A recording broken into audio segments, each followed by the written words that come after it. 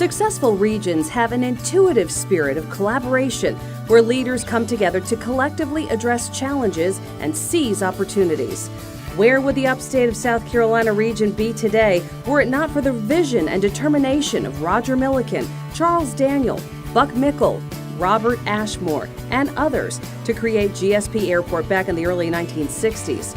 Or if business leaders a generation later had not supported the diversification of the upstate economy through the arrival of companies like Michelin and BMW and the creation of the Upstate South Carolina Alliance? Imagine how different the upstate might be had Tommy Weish, Brad Weish, and others not rallied the region around the idea of preserving our key natural resources. In 2009, more than 400 leaders from all over the upstate came together for a day-long discussion of the future of the upstate, with the region projected to add roughly 300,000 residents over the next 20 years for a population near 1.65 million by the year 2030. They identified alternative patterns for growth that lessen the impacts of sprawling development and maximize the importance of strategic planning and cross-jurisdictional collaboration. One valuable result of the Upstate Reality Check was the formalization of 10 at the Top.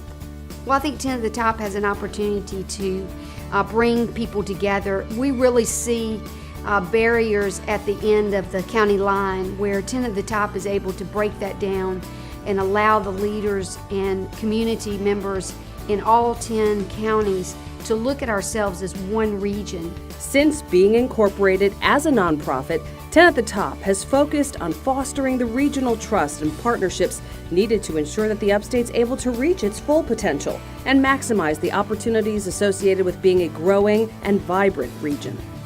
What I like most about 10 at the Top, it's not about a particular segment of life. It's not about economic development solely. It's not about educational development. It's not just about transportation.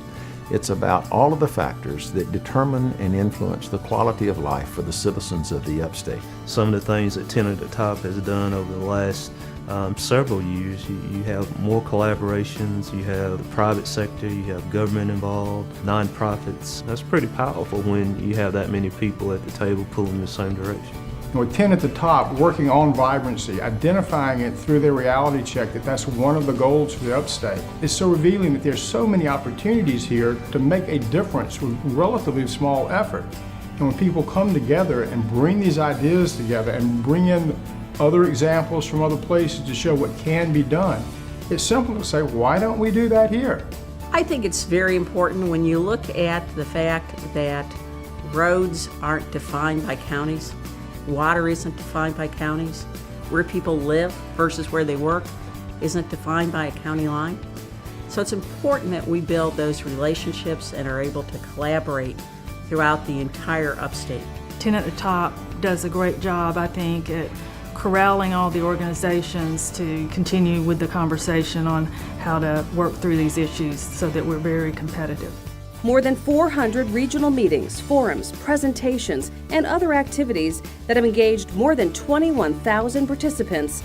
10 at the Top has helped leaders from across the region build relationships and create partnerships that are helping increase the capacity of the region to address key issues. 10 at the Top and leaders from across the upstate are on a continuous journey to build a culture that utilizes collaboration and partnerships to enhance the regional economy and quality of life in the upstate of South Carolina.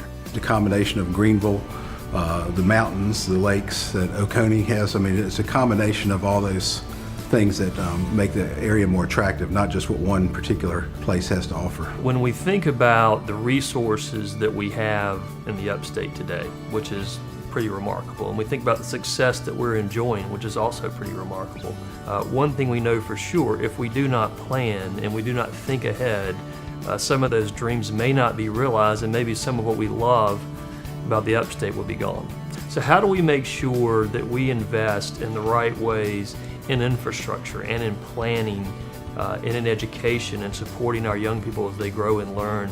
How do we do that today to make sure that the tomorrow is as exciting and as bright as we think it is?